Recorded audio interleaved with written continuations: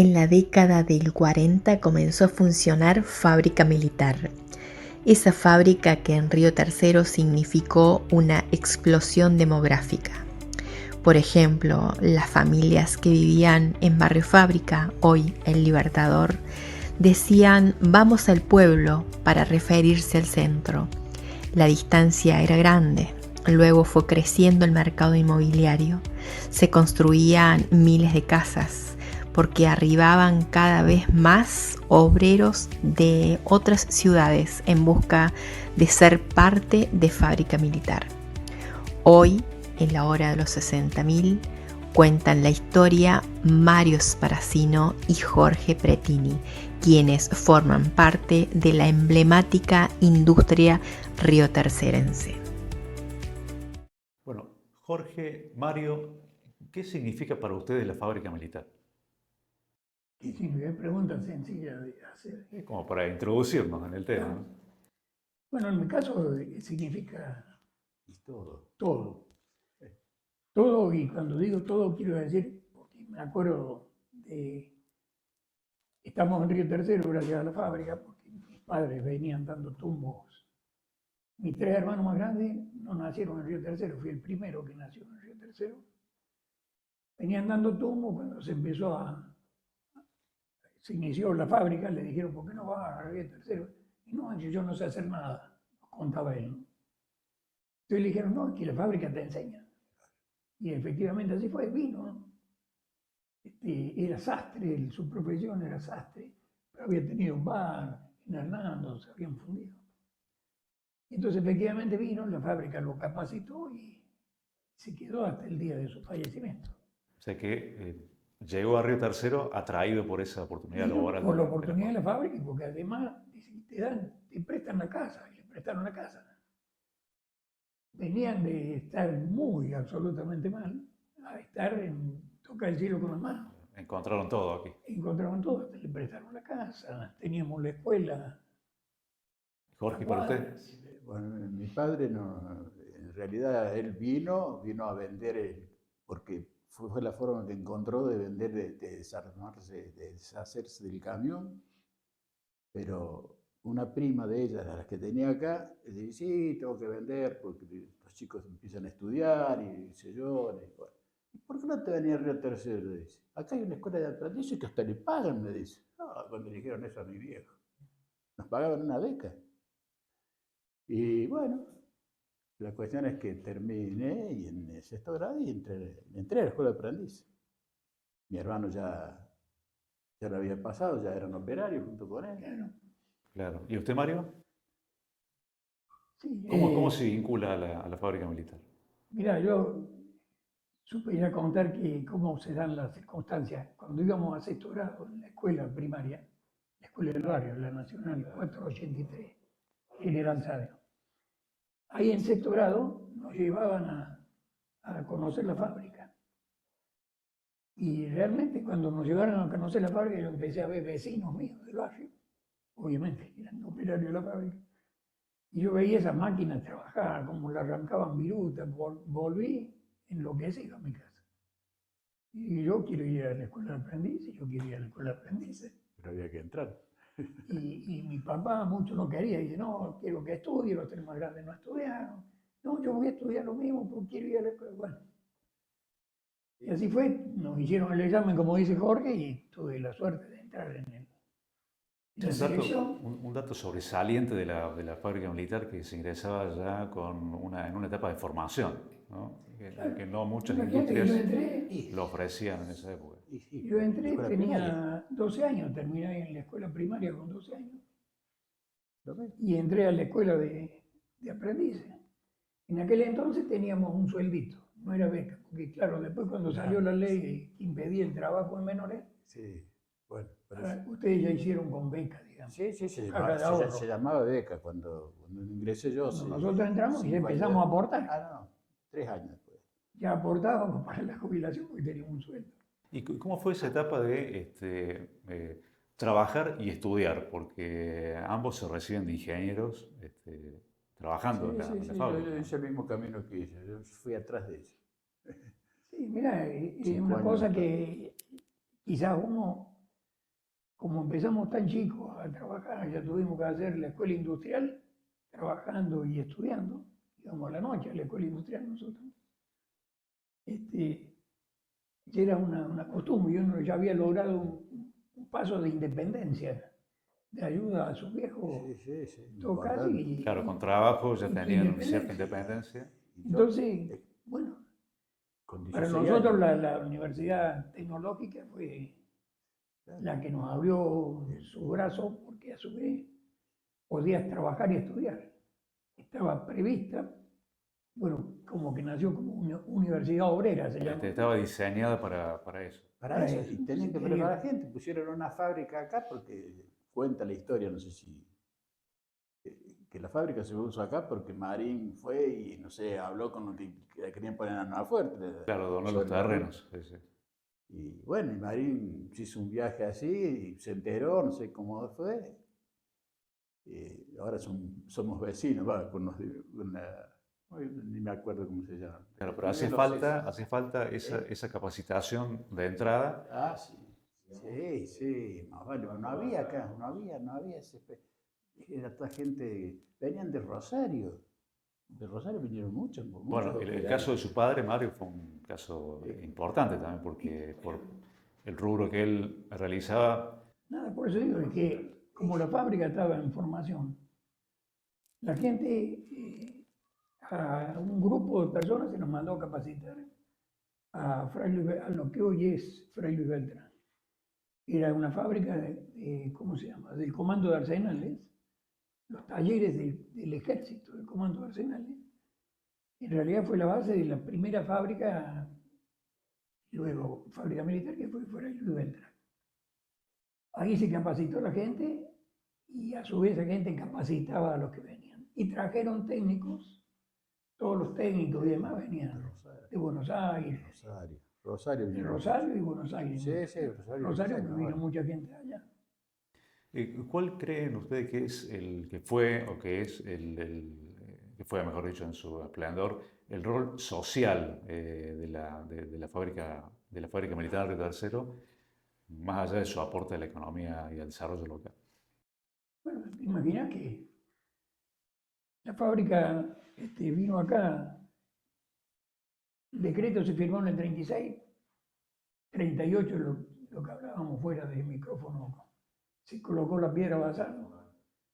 Digamos, en el año 41 salió la primera munición terminada por la fábrica. Imagínate esos años, no había gente preparada, no había escuelas industriales, no había la fábrica la que desarrolló.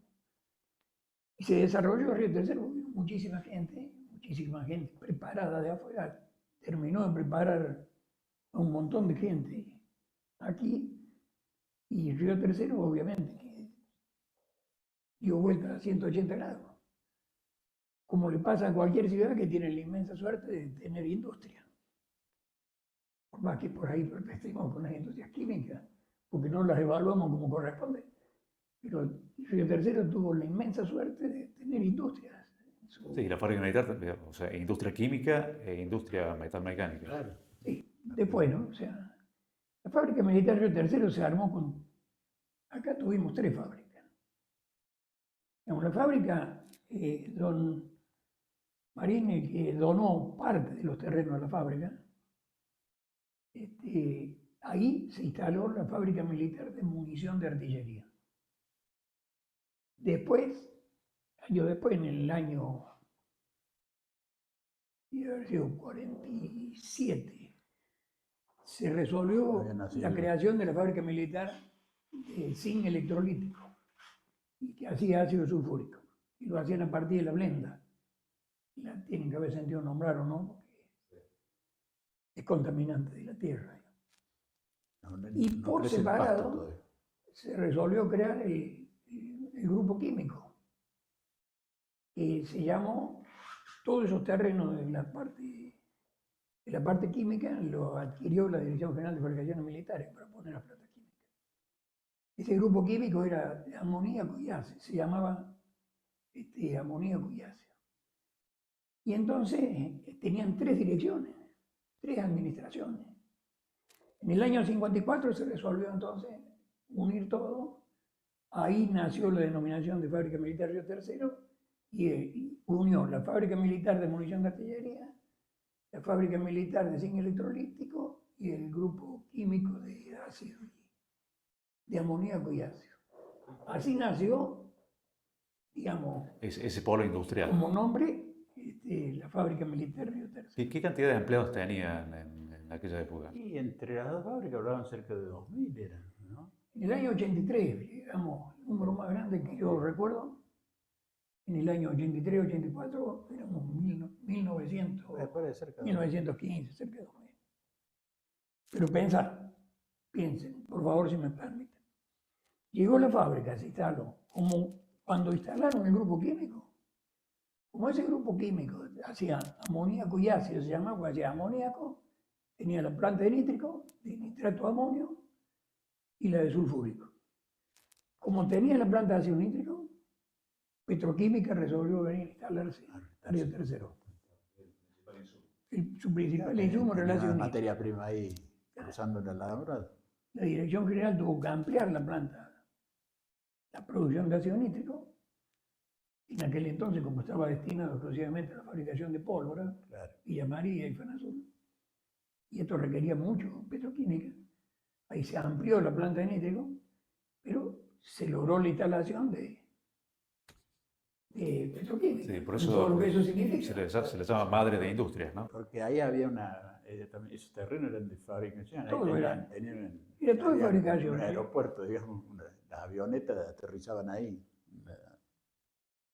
Jorge, bueno, la fábrica fue el puntapié inicial, como decía Mario, para también el desarrollo privado, ¿no? O sea, Por supuesto, de muchos porque- talleres y muchas sí, pequeñas industrias. Empezaron a surgir necesidades de terceros, ¿viste?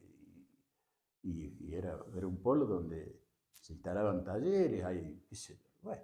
Muchos de los a aprendices. haber más gente, ¿cómo? Muchos de los aprendices abrieron talleres. Exactamente, muchos de los aprendices Capacitados como abrieron estaban. talleres.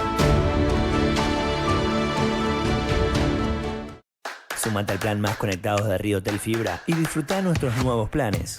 Contratando el servicio de internet de la cooperativa, en los próximos 30 días te bonificamos la instalación, el servicio de telefonía y el servicio de televisión. ¿Escuchaste bien? La instalación es sin costo. Disfruta de la internet más rápida de la ciudad sin pagar de más, con las ventajas de un servicio técnico personalizado y de rápida respuesta.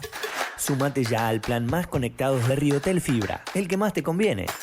Solicita promotor al 411-111 o nuestras redes sociales. El gobernador Martín Yarlora inauguró el Polideportivo 125 de la provincia de Córdoba. Yarlora anunció aportes para obras de luminarias LED y pavimento en la ciudad.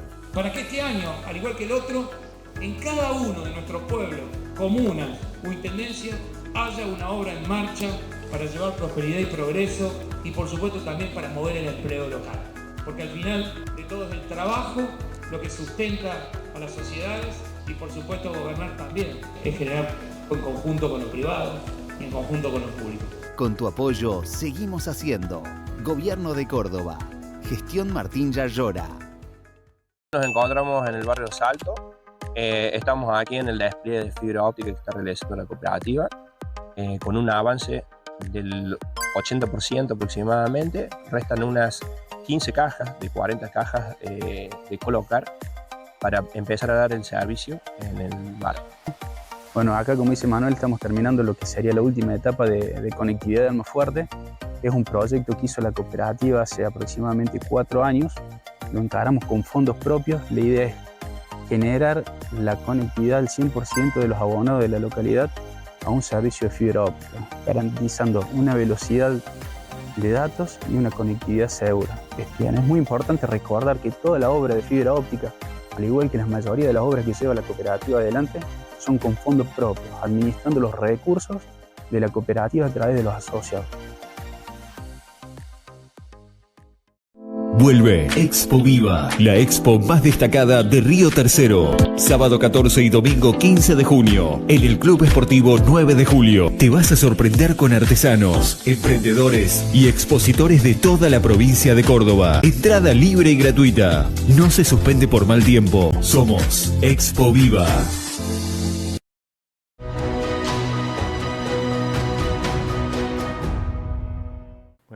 Mario, Jorge, ¿cómo vivieron esa expansión demográfica en aquel entonces que propició la fábrica militar en la ciudad? ¿Cómo lo notaban ustedes? ¿Notaban el crecimiento de Río Tercero? Sí, porque como iba llegando gente, sí. Marín vendía los terrenos y empezaban a hacerse, algunos empezaron a hacerse su casa, otros empezaron bueno, tenían campos, no sé cómo habrá sido, pero que las hacían, las vendían. Ese fue un rol de crecimiento más importante, yo creo que ha vivido Río Tercero, no sé. Pero estaba a la vista. Había una necesidad de atraer personal y la gente venía y bueno. Y en esa década, en la década del 70, cuando usted ingresa a la fábrica, Mario ya estaba, ¿seguía creciendo la fábrica? ¿Era su etapa de esplendor o había una meseta allí? No, mira, digamos, voy a la primera pregunta porque cuando le preguntaste se me vino a la memoria una cosa. ¿Cuántos años nos llevó a los que vivíamos en el barrio Libertador decir vamos al centro? Nunca decíamos vamos al centro. Claro. Decíamos vamos al pueblo. Porque entre lo que era el barrio Libertador y el centro de Río Tercero no había, Y la calle Irigoyen, no digamos. había nada. La última casa era la de los Pérez. Ahí La de los tenían Pérez, el almacén. boliche de Pérez le decíamos. Sí. Y entonces nos costó muchísimo sacar la costumbre de decir vamos al pueblo. No decíamos vamos al centro, vamos al pueblo. Era como que eran dos Porque estábamos pueblos lejos, diferentes, digamos. no había nada. No había Y así nada. sí significó crecimiento. Y bueno, no sé cuál era la pregunta. No, que si en la década del 70 aún amigo, seguía creciendo. A ver, la fábrica trabajó mucho para el Comando Arsenal en su inicio, para eso fue creada. Después tuvo un bajón, está en la historia y se puso a fabricar trépanos para YPF y demás. Producciones civiles, eso es lo que Producciones civiles. Producciones civiles. Entonces le había llamamos. producido un bajo. ¿Por qué? Porque la ley Sabio, voy a decir algo que le supe decir a todos los directores que pasaron por la fábrica mientras yo estuve. Le dije, usted llega de coronel o de teniente coronel. El general Sabio era mayor cuando fue a discutir a la Cámara de Diputados y de Senadores para que le aprobaran la ley del desarrollo siderúrgico y después la ley de creación de la Dirección General de Fabricaciones Militares. Se creó después que la fábrica, se creó en el año 41. Mayor, le decía yo. Bien lo que consiguió Sabio siendo mayor. No podemos andar a la fábrica. Y tiene su dicho, dice, los grandes hechos nunca son consecuencia del milagro, dice. Y ustedes que como profesionales y como trabajadores en ese momento de la fábrica militar, ¿cómo vivieron esa etapa como decía Jorge, de la producción civil? Porque obviamente había sido concebida para la producción de munición de armamento y se desvirtuó ahí el espíritu de producción. No solo que seguía en menor volumen, sino que el concepto era tratar de lograr, toda fábrica que se dedica a la producción bélica tiene picos y valles, excepto, me río a mí mismo porque no voy a perder la oportunidad, excepto si vivís en Norteamérica y tenés una fábrica de armamento en Norteamérica, pues si no hay venta, se inventa una guerra y listo. Como eso no pasaba acá, había muchos valles. La producción civil ayudaba a cubrir esos valles. Pero la producción bélica iba a las Fuerzas Armadas, ¿no? Sí, exclusivamente en aquel entonces. Más allá de que hubo algunos años de exportación. Muchas. Digamos, en el año 70, yo volví, en abril del 71, volví a la fábrica. Y volví y pude ingresar porque en ese momento se estaba desarrollando, no sé por qué, pero lo habían puesto en el Plan Europa, y se recomponía o se reactivaba la producción bélica. Ahí se empezó a fabricar el cañón sin retroceso y toda su munición.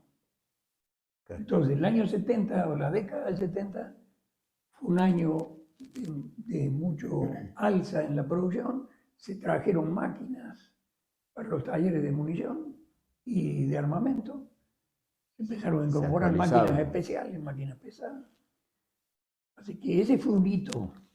La década del 70 fue un hito. Y el otro fue cuando se empezó a producir para el tanque.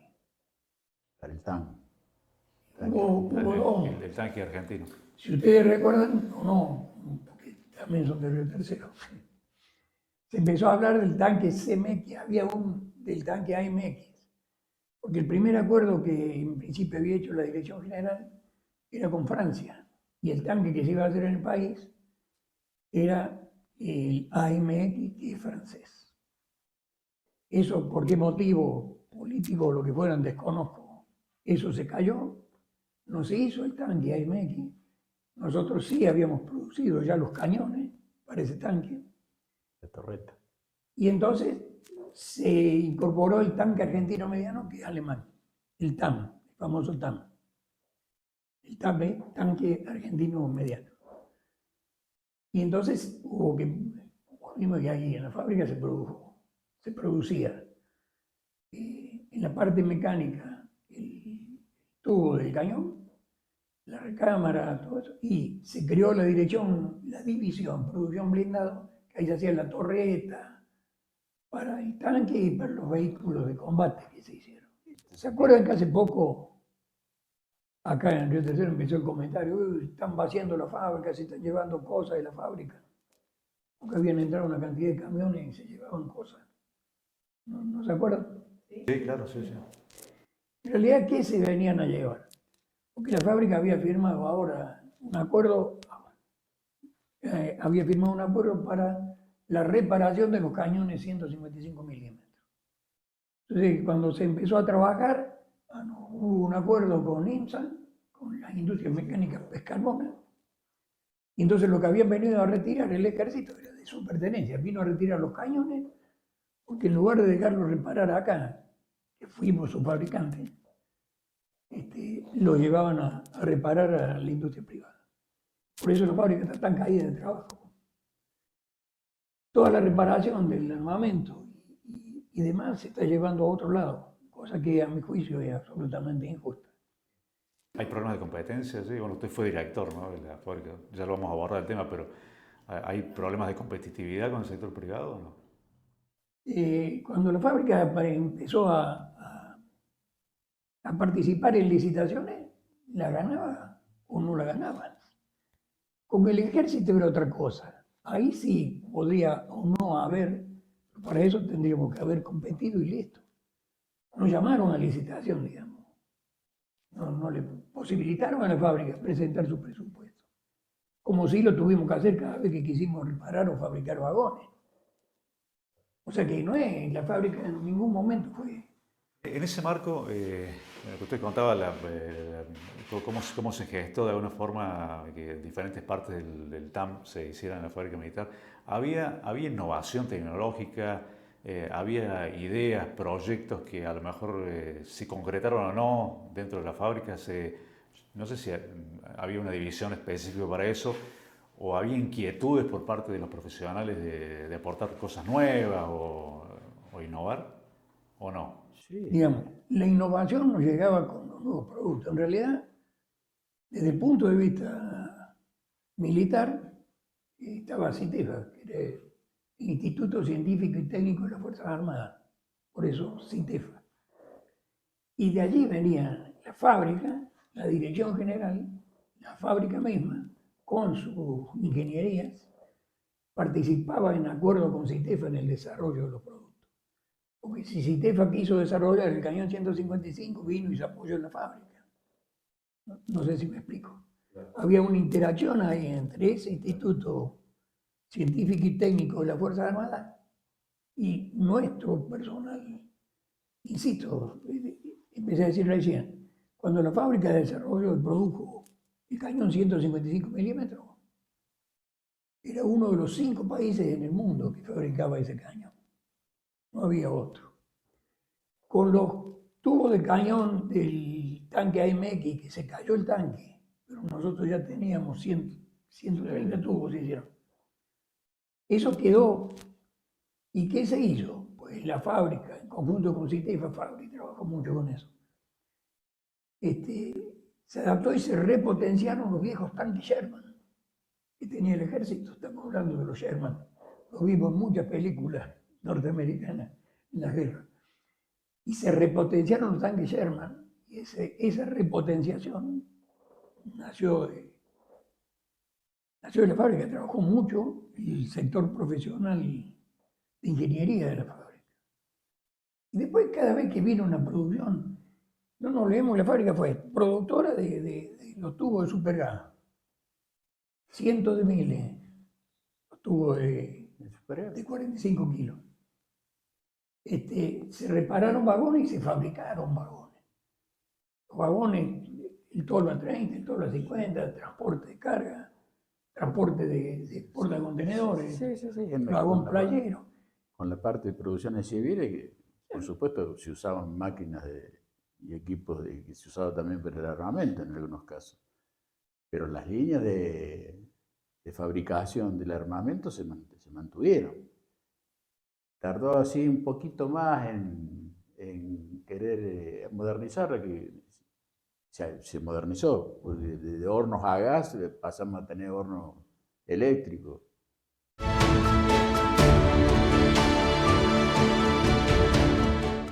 El gobernador Martín Yayora dejó formalmente inaugurado el edificio de la Escuela Proa de Unquillo, que ofrece formación en desarrollo de software con orientación en tecnologías de la información y la comunicación. No va a ser la misma calidad educativa cuando estos docentes tienen tanto amor y tanta capacidad y estos chicos que quieren aprender tengan hoy una escuela que no tiene nada que envidiarle a ninguna de las escuelas, con el instrumento, con el espacio. Esto es la obra pública que mejora la perspectiva y que le da el progreso. Con tu apoyo seguimos haciendo. Gobierno de Córdoba. Gestión Martín Yayora. Estamos convencidos que la formación es un servicio de nuestra cooperativa.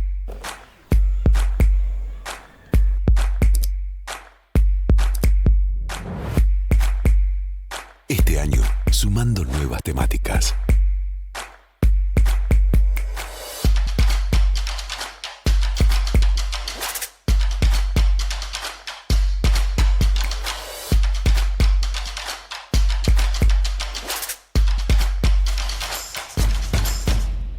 Cooperativa de Obras y Servicios Públicos Limitada de Río Tercero. Con capacitación, estamos cerca.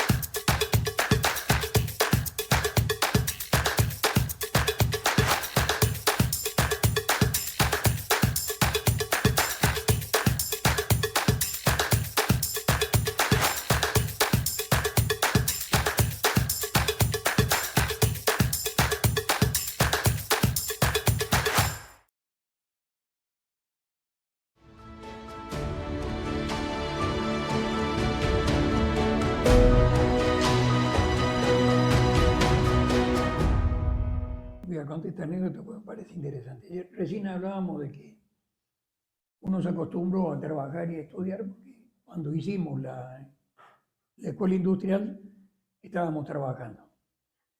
Yo trabajaba en la línea de camisa para IPF, para bombas de inyección. La fábrica en aquel entonces tenía 3 turnos de trabajo, de 5 a 13, 13 a 21 y 21 a 5. Y cuando uno entraba en la línea de producción, si teníamos que estudiar, nos tenían que dejar trabajar siempre de mañana, porque si no, no podíamos concurrir a la escuela. A la escuela. Y a mí me quedó siempre en la memoria que lejos de enojarse los compañeros de máquina, como le decíamos, estaba en una máquina y tenía 2 compañeros, porque trabajaba los 3 turnos. Lejos de enojarse, los tipos te apoyaban. Al contrario, te decían, le pibe, tenés que aprovechar la oportunidad, no te calenté. Si no tenés, porque uno le decía, che, estoy cansado, llega el fin de semana, tengo que trabajar para la escuela en lugar de salir.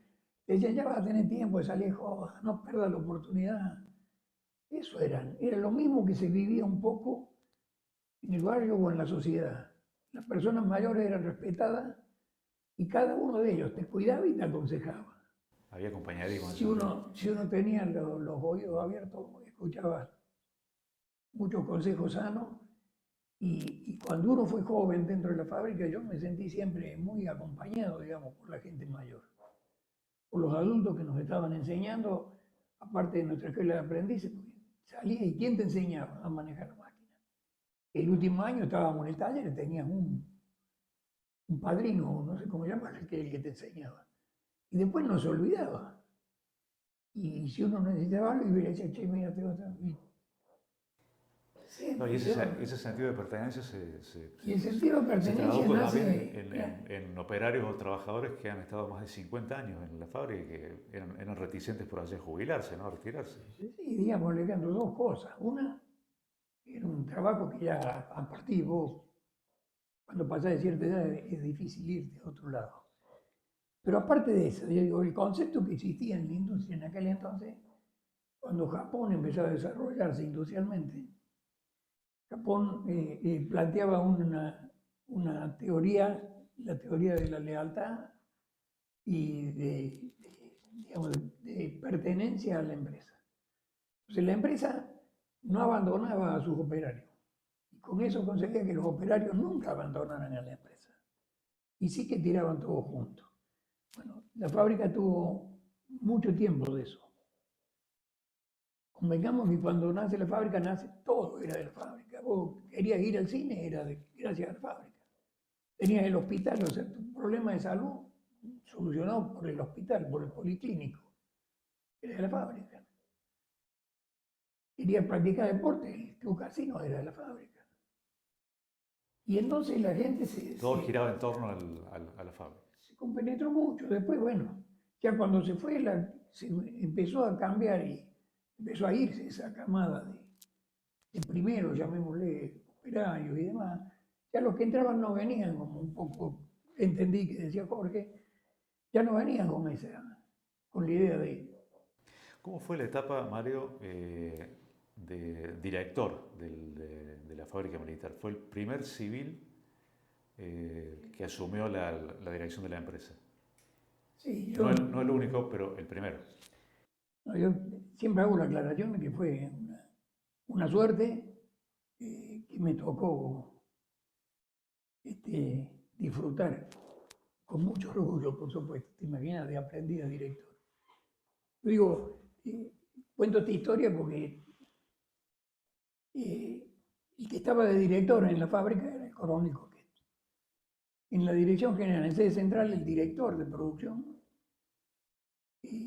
lo trasladaron porque lo necesitaba el ejército, se lo habrá reclamado a la dirección general. Entonces el coronel más antiguo y de mayor experiencia era el coronel Coquet y lo llevaron a él de director de producción. Y ahí entonces lo que yo digo, y tengo que agradecer que el interventor, que era el ingeniero Vélez, en lugar de buscar y mandar uno de afuera para que se hiciera cargo de la fábrica, me lo ofreció a mí, digamos. Me ofreció si me animaba y si quería ser director de la fábrica, interino. Porque, ¿cuál era el tema? En el ejército los movimientos del personal superior se producen a fin de año. No hay nombramiento y desplazamiento. En otra etapa del año, ¿no? En otra etapa del año. Y esto fue en mayo, creo. Y entonces, hasta fin de año no iban a nombrar un oficial para que viniera a hacerse cargo de la fábrica. Y ahí me tocó la suerte de ser el director, pero digamos, quizá uno de los peores momentos de la fábrica. ¿Por qué? Porque que yo tenga memoria fue el único momento en que andaba muy mal económicamente la dirección general en las otras fábricas y los sueldos se pagaban por parciales y atrasados. ¿Te acuerdas? O sea, ahí tenía no solamente el desafío de lo que era el funcionamiento de la fábrica, sino, imagino yo, alguna conflictividad gremial también, ¿no? Sí, digamos, desde ese punto de vista quizás, porque, a ver, los voy a nombrar porque se lo merecen. Yo entré de director, el contador Sabatini le ofrecí, aceptó acompañarme en la jugada. El ingeniero Godoy aceptó entonces salir de DPQ y venir a ocupar el puesto que yo tenía en el sector de planeamiento, porque había que cubrirlo. Y el ingeniero Oman al lugar que ocupaba Sabatini en control de gestión. Fuimos 4 los que aceptamos movernos, dejar nuestros puestos, pasar temporalmente a otro y después volver. Y después cada cual volvió a su lugar de trabajo. A su lugar. ¿Usted estaba, Jorge? ¿Estaba en esa etapa? Sí, vale. ¿Cómo era como jefe? Siempre tuve buena relación yo con para mí fue fantástico, qué sé yo. Pero por supuesto que surgían problemas, ¿viste? Usted era jefe de un sector importante y venía de tratar con militares. De pronto se encuentra con un colega. Cuando nosotros entramos ahí, el año anterior no se habían hecho las paradas anuales. No. Así que tuve un dolor de cabeza muy grande, ¿sí? Porque cuando paramos, como no se había hecho la parada del año anterior, paramos las 5 plantas juntas. Sí. Química, estoy hablando. Las 5 plantas químicas se pararon y fue la primera vez, si hacen memoria, que se invitó a todos los periodistas que si querían ir a ver para que vean, porque se criticaba si se hacía el mantenimiento, si se hacían las inversiones, y se los invitó y se les hizo recorrer cómo estábamos desarmando y... Que fue la primera vez que todas entraron en el mantenimiento preventivo a la misma vez. Exactamente. Sí, porque no se había hecho el año anterior, no se se había había- no pasado se por había alto hecho. la parada anual. Y más que preventivo era el mantenimiento. El mantenimiento general programado. Mantenimiento general programado era. Preventivo es cuando vos vas a controlar, cambiar el aceite, qué sé yo, son tareas menores. Pero las cosas, por ejemplo, la parte química tenía la particularidad de que las bombas, todas ellas estaban duplicadas, la mayoría, a veces, algunas no, la principal no, porque son carísimas. Entonces te puede dar el gusto de tener 3 equipos ahí, 2 parados esperando que este se rompa y...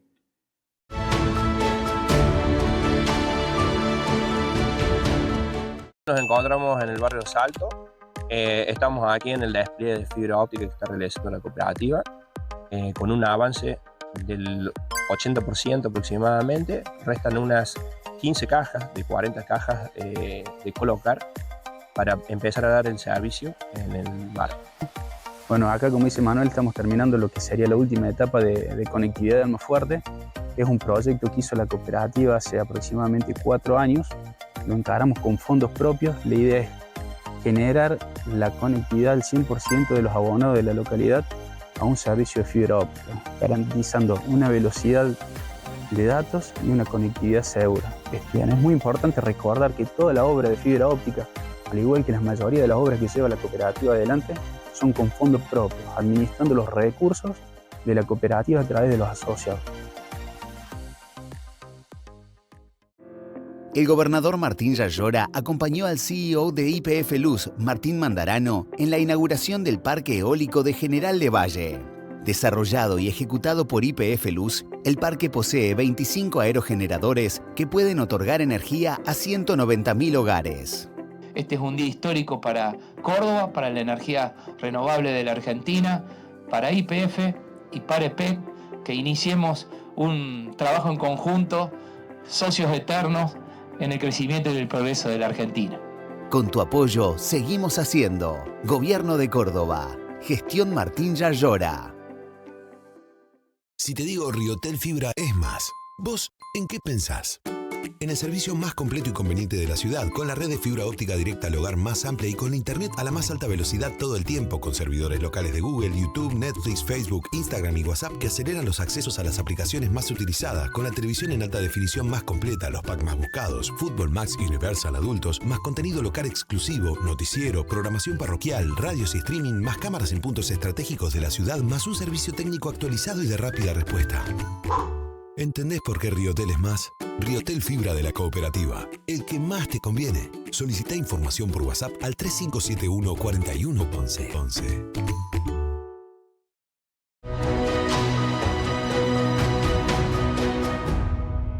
Bueno, llegó el 3 de noviembre de 1995, ese día trágico, fatal para toda la ciudad, particularmente para la fábrica militar. ¿Cómo lo vivieron? ¿Dónde estaban ustedes? Yo estaba todavía estaba en PM, en producción mecánica. Y la planta de carga la tenía a cargo yo. Porque en ese tiempo estaba como jefe de PM, ya no me acuerdo cómo fue la cosa. Sí, sí. Gavilio estaba de jefe de planta de carga. Pero dependía de su área, dependía de producción mecánica. Dependía de producción mecánica, sí, sí. La cuestión es que Gavilio protestaba, decía yo, no, yo tengo que ganar más, qué sé yo, mirá esto, el otro. Bueno, al final, yo, bueno, sí, se sabía que en realidad la planta la manejaba él y Firpo. ¿Y cómo es? Entonces, bueno, yo acepté, yo no iba a ganar menos porque no fuera jefe de la planta de carga. Así que hicimos el cambio. Bueno, pasó de la otra área. Pasó a otra área, como área independiente, donde él, gracias a eso, evidentemente le habrán mejorado el sueldo, me imagino. Pues ya era jefe, estaba con producción mecánica de nuevo, y estaba con los mantenimientos, en fin. ¿Y cómo fue esa mañana del Y esa 3 de noviembre? mañana estaba yo reunido con otro ingeniero, el ingeniero Palma, estábamos discutiendo los temas del día, qué sé yo, y cuando de pronto sentimos una explosión que se venía todo abajo, todos los vidrios de las mamparas cayeron ahí. Yo tenía la oficina en el medio del taller de armamento y municiones, hay una oficina ahí abajo. Y estábamos abrazados en el suelo ahí, porque estábamos así enfrente, ¿viste? Se movió todo, se cayeron cuadros, se cayeron sillas, fue terrible, bueno. Pero no pasó a mayores.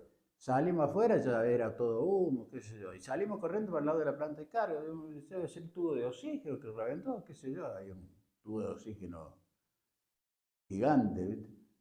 Y ya venían algunos corriendo de la planta de carga por este lado, no, voló la planta de carga, y bueno. Así me enteré yo. Y bueno. Y allí evacuaron. Por supuesto, la evacuación fue porque se sabía que todavía no había estado, viste, que fueron 2 explosiones. Primero uno, después volaron los depósitos, que estaba lleno de munición cargada. Se llamaban los depósitos de Roech. Mario. Sí, yo había reunión de producción esa mañana. Se hacían, la oficina de su director reunía a todos para digamos, coordinar a los distintos sectores. Y se sintió una explosión de 500 y dijimos, ¿qué? Porque estaba también la gente de calidad en la reunión. Dijimos, ¿qué? ¿Hacían tiro hoy en el polígono? No, no está previsto. Y entonces, y ahí saltó la primera grande, digamos. Yo de ahí salí corriendo para ver qué pasaba. Y cuando llegué, realmente el momento más terrible para mí fue cuando llegué a lo que era carpintería, que estaba ahí pegado a planta de carga, y era todo. Era llano, digamos. Todo aplastado. Digo, pero acá sí estaba la gente. Llegó el camión de los bomberos y el subdirector. Era Quiroga. Y empezamos a recorrer, a llamar a ver si alguien contestaba, por suerte. Obviamente no había nadie. Nosotros no hubo víctimas fatales dentro, ¿no? Y estábamos ahí y vimos que se había empezado a prender fuego allá cerca de los depósitos. Entonces dijimos, rajemos, porque si llega a agarrar el depósito, ay, si nieva y no me acuerdo quién era el otro. Entonces, la desesperación era esa gente si se fue o no se fue. Que por suerte también se había ido. Bueno, fue un momento bisagra, ¿no? para la fábrica militar. ¿Ustedes creen que a partir de allí logró recuperarse la industria? ¿No lo logró del todo? ¿Qué cambió? ¿Qué vieron que cambió? Lo primero que uno, por lo menos lo primero que sufrí tremendamente fue la explosión del 24 de noviembre. La explosión del 3 de noviembre, que a su vez provocó pérdida humana, por supuesto, desde ese punto de vista, fue por lejos muchísimo más importante. Pero psicológicamente el daño grande en contra de la fábrica la produjo la del 24, porque hizo que la gente perdiera la confianza. Lo primero, permítanme que use la palabra, lo primero había sido un accidente, la gente lo aceptaba, no ni graciosamente ni feliz, simplemente. Pero la del 24, después de haber dicho el mismo dirección, ya no hay posibilidad, no hay más nada, estamos llevando todo, no va a haber más, y pasa la explosión del 24 de noviembre. Ese fue el daño mayor que se le hizo a la fábrica. La pérdida de confianza.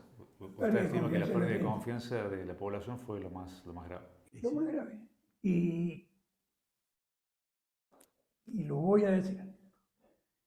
Para mí esa explosión del 24 tuvo dos principales responsables. Y lo digo acá porque lo dije cuando me tocó ir a declarar a tribunales federales en Córdoba. Dije, la explosión del 24 tuvo dos responsables. Uno ya está muerto, el gobernador Mestre. Y el otro, el juez federal Martínez. Luis Martínez, que fue el primero que tomó el tema. Ellos hicieron desaparecer a todos los que sabían de munición. A Gavilio le habrán dado 1 hora para que capacitara a la gente que venía de la Brigada de Explosivos Córdoba, que en su vida habían visto un proyectil. En su vida eran de la Brigada de Explosivos, pero no de ir a secuestrar cañitas voladoras. No tenían ni idea de nada. Y le habrán dado al pobre Gavilio, pobre porque él tenía el peso de que la gente no estaba suficiente, no le daban tiempo ni para capacitar a la gente. Se les explicó muy bien y bueno, esa gente cometió el error de juntar munición humosa, que le decíamos que tenía fósforo, con munición explosiva, mal aparcado, se produjo una explosión de eso. No hubiera pasado si hubiera trabajado, lo hubiera dejado al ejército. No digo a la gente de la fábrica, porque quizás el gobernador y el juez tenían derecho a suponer puede haber algún problema interno, que no me tapen cosas.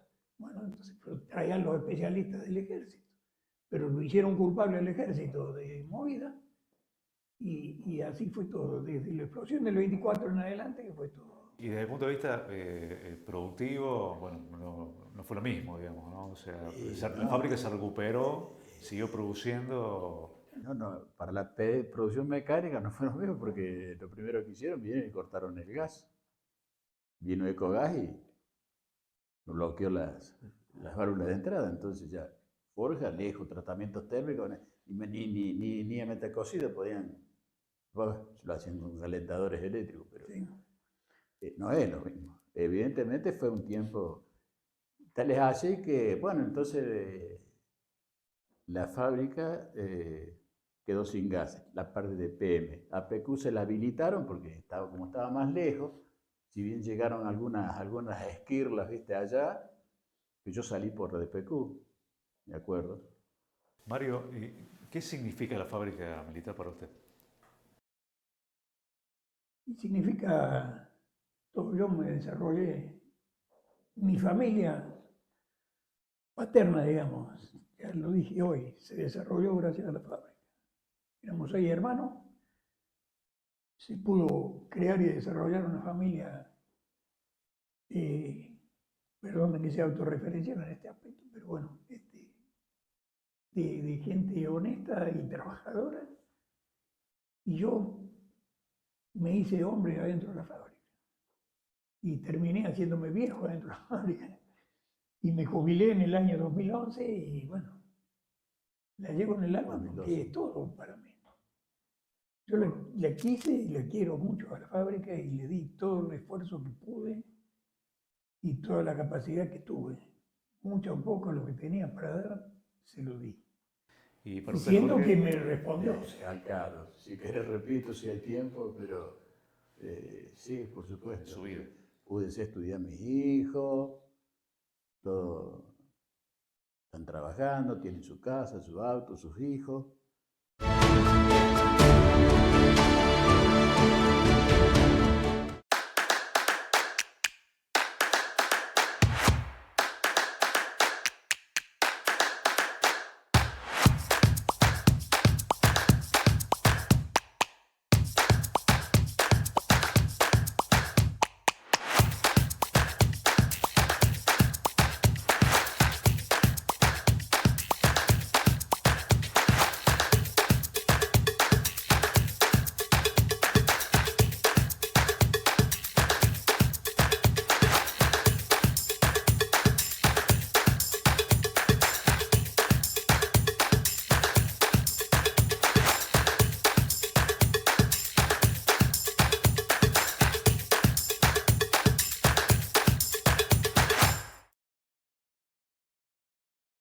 La tecnología avanza y la cooperativa avanza con ella. Hace 10 años iniciamos un camino con una clara misión: brindar un servicio de televisión de excelencia. Riotel Televisión. Con más de 200 señales, somos la televisión que informa y conecta con lo local. Noticiero, contenidos locales, cámaras urbanas en vivo y radios locales en nuestra grilla. Hoy, siendo una de las cooperativas más innovadoras y reconocidas del país, marcando el rumbo de la conectividad, sumamos 21 nuevas señales y evolucionamos a una grilla 100% HD para celebrar esta década de crecimiento. Todo gracias a nuestra red de fibra óptica en el 100% de la ciudad, que potencia nuestro servicio con mayor estabilidad y velocidad. Más definición, más cercanía, más beneficios para nuestros asociados. 10 años de Riotel Televisión. 10 años evolucionando para la ciudad.